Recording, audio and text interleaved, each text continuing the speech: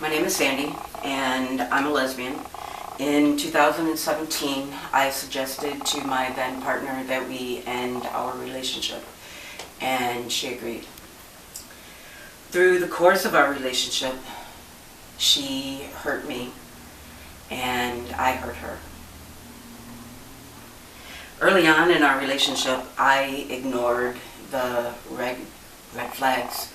I never imagined that any of it could ever escalate to violence. I was wrong. While I was searching for help, I found some very disturbing information. Like up to 45% of lesbians report having been the victim of intimate partner violence in at least one relationship throughout their lifetime.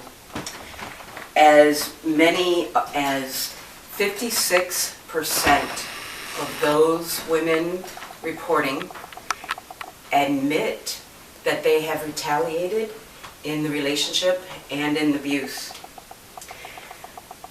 The numbers are pretty similar to gay men, but when you look at the lives of bisexuals and trans persons, the numbers only go up, and none of that is acceptable.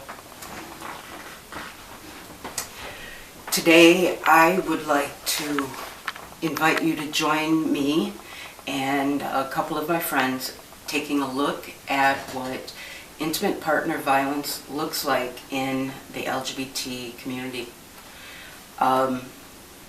Please know that this could be triggering for you, especially if you have experienced this type of violence or another form of personal violence. Thank you.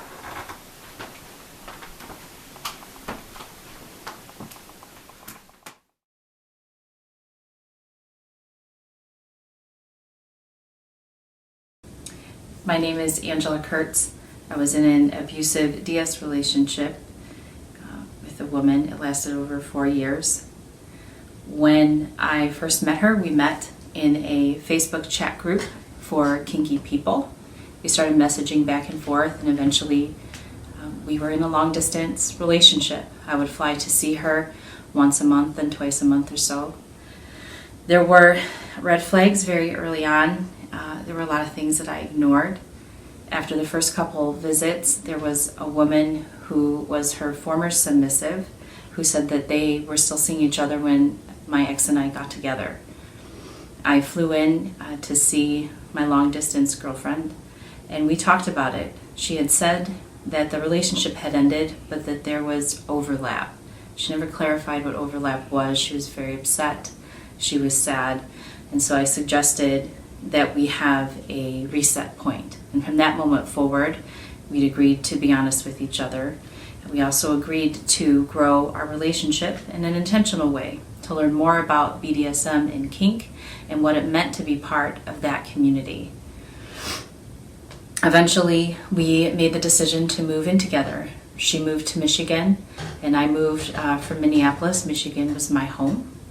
I have a son from a previous relationship, so we were all moving in together.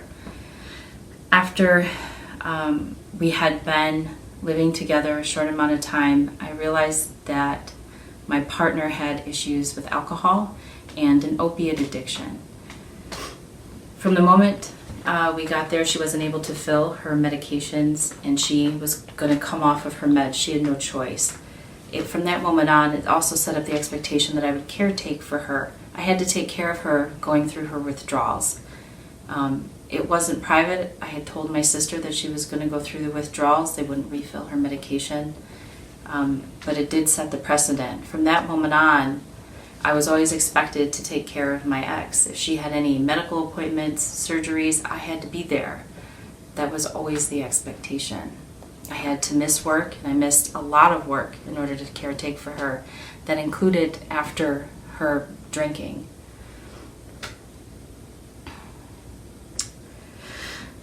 something else I discovered after living with her. I had wanted to buy a home. We did purchase a trailer, and then we were paying lot rent. I wanted to purchase a home. It was then, after living together a short time, that she told me that we would not be able to purchase a house together. She had been not paying taxes for the last 10 years or so, so it would be impossible.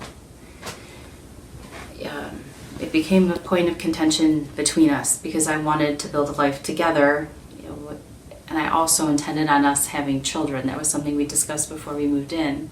I'd wanted to start inseminating to have kids, which eventually we did do. Despite all of those things, the taxes and things could be overcome. I did believe that she was dealing with her addictions, whatever they were, and so we started to inseminate. I was taking hormones.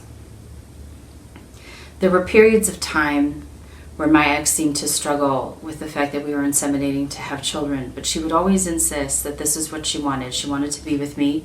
She didn't want our relationship to end, and we could continue inseminating. After we broke up, her best friend came to me and shared with me that during the time we were inseminating, a very intentional way to create family, my ex was telling her and other people that she never wanted to have kids. She never wanted to be married again, which was also something that I really wanted if we were going to continue to build a family. And it was devastating to hear. Building a family when you're part of a GLBTQ couple is very intentional.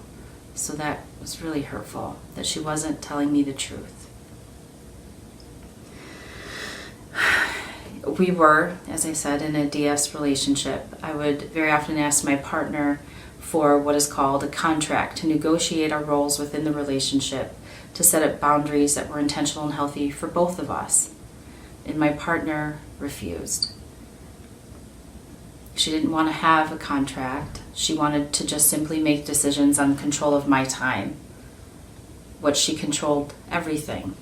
I didn't have friends unless she approved of them. I couldn't talk to people at events unless she approved of them. Nor could I have my friends over to the house unless she had agreed. There came a point in our relationship when I was also no longer allowed to say no to sex with my partner. I did once, and after that moment, I was never allowed to do it again. Her response was so immediate and so violent, I never directly said no to her until after we broke up.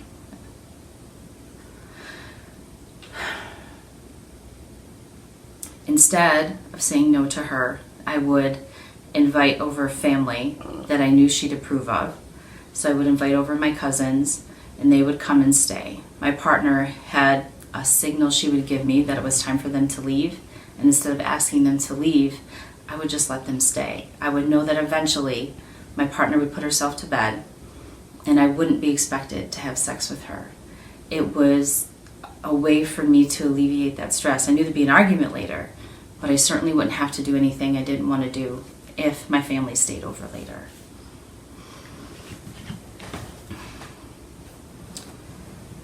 My partner is part of the Leather and Key community, and she had won a series of titles. I had my own suspicions that something was going on, but we had agreements that if we were going to be with other people, that we would tell each other. We would tell each other who they were. We would tell each other if something had happened. So that way we each didn't find out something had happened with someone else from other people. My partner told me in a text message that she had been seeing someone for months. She had been lying to me about where she was going. She'd been lying to me about who she was with. I had suspected because she was at a play event and didn't tell me the name of the person she was with. It was someone that was closer to us, that had been a friend to both of us, and it was a huge betrayal. During our arguments, I would very often ask my partner not to leave, I believe that we could rationally come to an agreement together. My partner instead would shut down and check out. She would just leave in the middle of an argument. She wouldn't say when she was coming back. This for me is a trigger. It's been a huge trigger since I was very young, and she knew that. But she would continually do it. She would use it as a way to control the conversation. because when she would leave and come back, I would almost always do anything to appease her so that the argument would just stop or end, and that would mean me giving in or giving up some parts of myself in order to make our lives work together. So she would regularly do that, trigger the abandonment. But also our arguments started to escalate. It escalated into her physically pushing me with her body and her posture, and even charging at me in order to get her point across. And even though there were times I would step out of the way, it would end up with us circling each other, and the violence was escalating. Eventually, I had to concede that if I stayed in the house, that it wasn't safe. There also came a point during our relationship where I did attempt a suicide. My partner knew I was on a layover. She knew what I was doing. She didn't call for an ambulance. She didn't do anything. When I got home from that trip, I should say this, what I did, I took a bottle of prescription sleep medication that I had, and I chased it with as much alcohol as I had in my bag. I got very sick. I threw up, I believe, the majority of the pills. I happened to have a long layover before I flew again. And so that was the last day of my trip, and I flew home. My partner was surprised to see me home. She greeted me. She was sitting on our love seat. She had a very stern look. She didn't look happy. She knew that I had tried to commit suicide, and when I asked her why she didn't call for an ambulance, she said it was because she simply didn't care. She didn't care whether or not I lived or died. Just really hard to hear from someone you love so much. I do believe that that was the moment I knew that our relationship had to end. It doesn't mean I wanted to, because I didn't. I still wanted to believe that our love for each other can make it work. I have said that very often to other people, that if you love each other, that you can make it work if you're both committed. And as long as she said she was committed, I was willing to stay. But I did come to realize that when she no longer valued my life, it was time to go. It took a while after. I still stayed. The violence escalated. She used her words to hurt me over and over again, to degrade me for the things I wanted, for the parts of me that I am.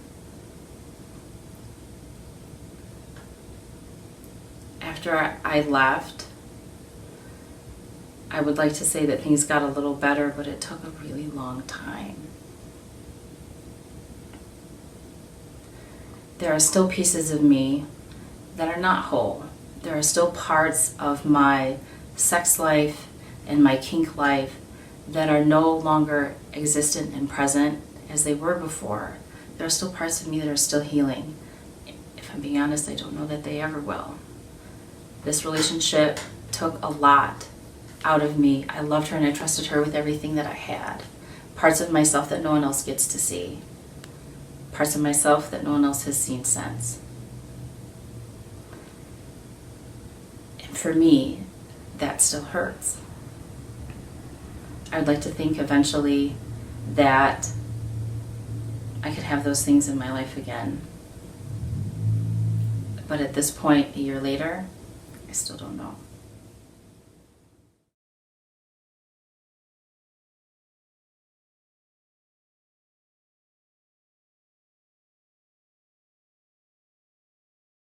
Angela, thank you for being here and sharing your story with us today. Lydia, why don't you get us rolling? So I wanted to really make sure that we addressed something that I think is really common in especially lesbian relationships. When two women come together, because of the way that we're socialized, we have learned from the time that we were little that we're not allowed to be specific about our wants and desires. If we do that, then we're being bossy or pushy or aggressive. So we learn to work in the background, to manipulate things behind the scenes, go in the back door, figure out how to make the things that we want happen without ever needing to actually say it or confront the person that you need to make changes with. We work our magic, right? Right. So, how do you feel when you hear me say that in relation to your relationship? I feel it's true. I know that I certainly went about getting my needs met in a backdoor way because I wasn't able to confront her directly to say what I wanted and needed. I know she did that too, but I know that that is something that I most definitely do if I can't direct deal with somebody. Mm-hmm. So yes, it's true. I would say it's true. Do you think that happens more from the person doing the harm or the harmed person's end? Or do you think it's just something that goes back and forth? I think it's a woman thing, honestly. It happens in hetero relationships. Women manage their husbands, right? So I think it's a thing that women in America, anyway, are taught implicitly, of course, because we would never say out loud that that's what we were teaching our girls to do. But when I think about the way that my mom managed my dad, she definitely did it. I learned from her. We learned from watching people on TV. We have politicians that aren't allowed, we have female politicians that aren't allowed to be specific in what they want to do. They have to be nice, right? So we're taught to be passive aggressive, and when you have two people who have been taught from the time that they were born to be passive aggressive and you bring them together, it doesn't matter which side you're on. You're probably going to both be. So that's a thing that I think that is amplified when you have two women together in a relationship.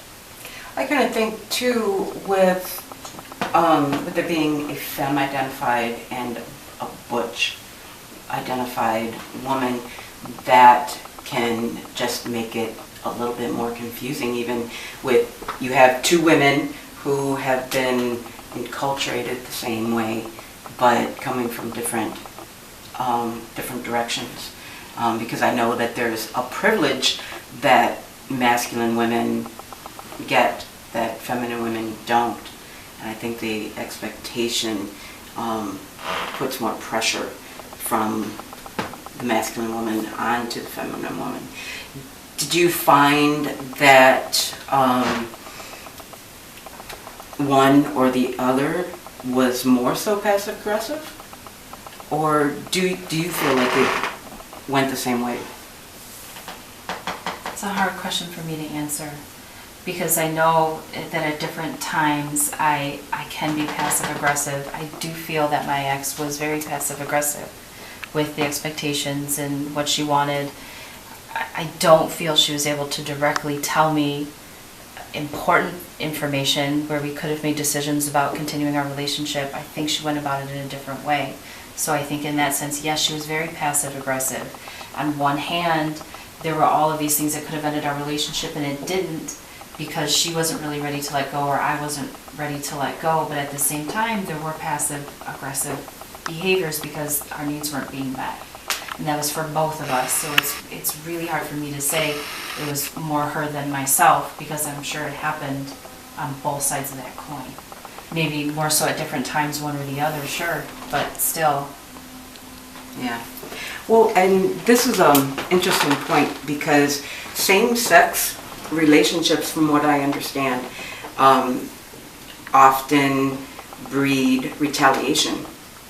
Is that something that you experienced with the abuse that you experienced? Did you return the abuse? This is also difficult. Mm-hmm. I yelled. I know that I said things that intentionally hurt her once those triggers were pulled. I did try very often to slow that process down, to get a mental break, and I would tell her, you know, you're pulling my triggers, I need this next thing to happen, I need a break. And when that wouldn't happen, when that need went unmet, I would respond in anger. I said some pretty hurtful things because I knew that they were hurtful things. That was the only way to get her to shut down and to leave me alone. I had nowhere else to go in the house, and I know it doesn't make it right. But I did try, when I would notice those triggers being pulled first happening, to try to slow that process down. And when that doesn't happen for me, just like any human being or animal in a corner, I responded back in anger. I never got physical with her, but I certainly did say some pretty hurtful things. Well, why do you think it is that it's so prevalent in same-sex relationships? There seems to be a lot of concrete or binary in the arguments that I'm seeing between the two of you that I think definitely manifest some of the passive aggressiveness of when both of you do have conflicting needs. That we tend to dance around it or butt heads. Hold on. You'll have to go back. Conflicting needs. So we tend to dance around it or butt heads. So the passive aggressiveness or the feminizing argument is to hand it what we want, dance around what we want, without making that concrete statement. And when both of you are dancing, you're not negotiating, you're not expressing your needs. At other times, though, it sounds like you were able to own that need and express it concretely. The argument came with the pushback. No, that conflicts with my need, and my need is stronger. And I'm wondering if you can talk to me more about that butting of heads, that negating of your need for their need.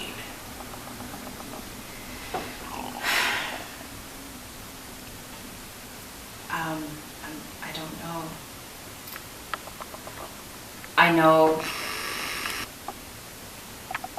I know that there were things that I wanted to experience in DS. Carrie was my dominant. And there were things that I wanted to try and do. I wanted to negotiate a contract so that we could do this safely and with intention. That was always my goal, for us to go to events and learn and grow together. That was something we had agreed to straight from the beginning. But as we started to go to events and I would say, okay, let's negotiate these pieces, I got pushback from her. She would say, no, I don't want to do that yet. Or I'm going to work on a list, you work on your list. But it was something that never got done. And I noticed as my ex tried to take more control in our relationship, I said, let's negotiate this then as a master-slave relationship. Let's negotiate this with intention and a clear idea of what our roles are going to be 24/7, or if we're just going to do this on a weekend. And as I started to push for that, she immediately came back with a no, because I had contacts with other people in the community, and I was discussing it with other masters and slaves, how they had negotiated their relationships. And I was really excited to do this with intention. And then it was a no. I was shut down. And at the same time, my ex started to try and take more control. And what she would argue in those moments is that she was the dominant and she could do these things. And of course, I would argue back, we hadn't negotiated any of this control. And that this wasn't fair because this wasn't what I wanted. If I wasn't getting my other needs met, for her to have that kind of control felt unfair. That's another key piece of that is you mentioned DS or MS, a master-slave relationship, where there is a power differential. And when it is negotiated as you hoped it would be, you have very concrete agreements. You have boundaries and expectations. You have boundaries and expectations that were agreed upon. And that can really confuse or mask or veil abusive behaviors. And I'm wondering if you can share a little bit about how that felt to question whether this was an expectation of the relationship or abuse? I think internally I knew that what I was experiencing was abuse and not right because of how it made me feel. When we first started and we were doing kinky BDSM things, those things felt good. And then as it went on over time, they felt less and less good. And as I came into contact with more people in the community and started having friendships with them, I began to see that there was a huge difference in how the submissives were being treated. And I noticed I wasn't getting that same amount of respect, that same sort of kindness and tender loving care. And it felt very isolating because trying to talk to other people about what was happening, it always came back to, well, this must be your dynamic. And even though I would say that this wasn't our dynamic, it sort of fell on deaf ears because I was still in a relationship with her, still choosing to stay. And the other side of that is there were moments where my ex in public would act very affectionate, kind, and loving. And then our home life was very chaotic and it wasn't kind and loving at home. So there were times I would go to events and be happy that we were there. And we went all over the country to go to do these different things, and then coming back home, it's always like a big letdown. Because for a moment I would hope after we had had contact with positive people that it would change, and that change never carried over. So I felt very isolated because there wasn't support. People just assumed that this was our dynamic, and the submissives didn't want to hear it because they have their own rules and their own relationships, and when something's not right, they tend to step away. And that included stepping away from me because I was experiencing a problem. So I felt very isolated. I think that can be an issue in the kink community in general. And I would say even, I think from your story you said that you were in the leather community. And in my experience that is even more an issue in the leather community because it's very protocol driven and it's very hierarchical. The kink community in general is much less hierarchical, and so there's a little bit more forgiveness for things that aren't quite within the lines. Where in the leather community, everything really kind of needs to be, you need to play within the lines. When you're experiencing something that doesn't fit, they're not quite sure what to do with it. So I think that definitely can add a level of complexity to an already difficult situation. Well, in leather communities, you are not encouraged to speak out against your abuser when it's your dominant, your top, and that in itself is going to alienate you on top of the isolation. Is that something that you would like to share with us, your experience there?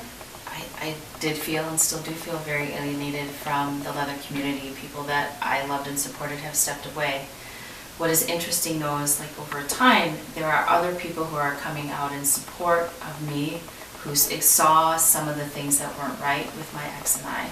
And so on one hand, people locally here where I live, I feel less support. And then people I met and bonded with at events and people in other places all over the country have stepped up in support and have supported me all through the breakup, recognizing that the behaviors they seen were not how they would do their own form of DS or MS, and that there were problems that they saw even early on. And so I'm grateful for the support that I have, but here the expectation, especially at home, is that I would just stay quiet and just let it go, and let just like the breakup happen and we go on about our lives. But I can't, I'm always going to speak my truth. I'm never going to be quiet, especially knowing what I know, that this behavior has probably happened before with my ex. And I'm not going to continue to be quiet because I couldn't, my own conscience wouldn't be clear if this behavior were to repeat again. For me to know that someone else would be hurt when it could have been prevented if I just spoke up, I can't do that with a good conscience. Indeed, indeed. So what coping mechanisms did you use when you were in the relationship? How did you manage? Well, I read a lot of self-help books. I mean, there were a lot of things I tried, meditations. There's breathing techniques that I still use that I used in the relationship.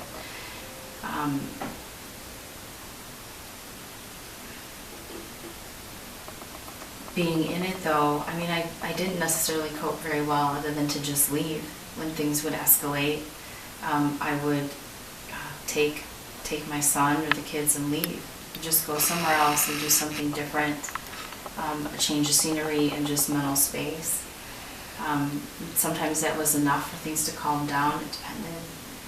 For me personally, I do still use that, something I had used before. Just do something different, something out of the routine, to break up either the anger or the hurt, or I get on cycles of thought where I can get really sad and depressed if I would sit and think about what was happening. So I would just do something different. Sometimes it was just, to cook a whole bunch of stuff, which I will still do sometimes. I have friends over to bake cookies just to break up the cycle of it every day. Meditation helps. Listening to music, I would put in my little earbuds and just zone out and listen to music while I would clean or something. Music can help calm me down. Follow-up for you. Now that you have ended that relationship, what are you doing to take care of yourself and reinforce those healthy choices you're starting to make? Well, therapy is one, regular therapy. I have a therapist who has some decent availability with my work schedule. I travel for work, and so if I need to see her at short notice, I can. She will get me in if it's necessary. I'm reading different books, different meditative books, one on EMDR. For me, having clear boundaries with people, you talked about concrete thinking. I have some concrete boundaries with the people that I'm involved with, friends or even partners, and it's very clear. I'm going to do this and not this, and we're going to spend this day and not this day, and it's super, for me, that communication is absolutely super clear, because I'm now no longer willing to do anything that I don't want to do. And there are times I feel that sometimes that comes off as harsh, and at the same time it's what I need to do to take care of myself. And the people that are going to be my friends and love and support me will do that with the boundaries in place, even if it's hard to hear, and I know sometimes it is for them, but it's necessary in order for me to heal. And so I hear that as confidence, and it's Absolutely. wonderful to hear so soon after that kind of experience. One thing you mentioned was EMDR, and I did want to touch on that point. I think that that's really important, is when people have experienced abusive relationships, we don't often think of PTSD, of... Hold up. It's dying. Oh, really? So hurry up. If you can, like 2 minutes. I mean, this camera's been funny today, yes. So, post-traumatic stress disorder is something that's extremely common from people who have experienced abusive relationships. So therapies like EMDR can be extremely helpful, and we don't often connect those two. But people in abusive relationships find PTSD therapists may be very helpful. I've been diagnosed with PTSD, and so I'm trying to do anything that I can that I find helpful. Some stuff works, some stuff doesn't. I'm working it out. Angela, thank you very much again for coming and sharing your story. And I think we can call this part a wrap.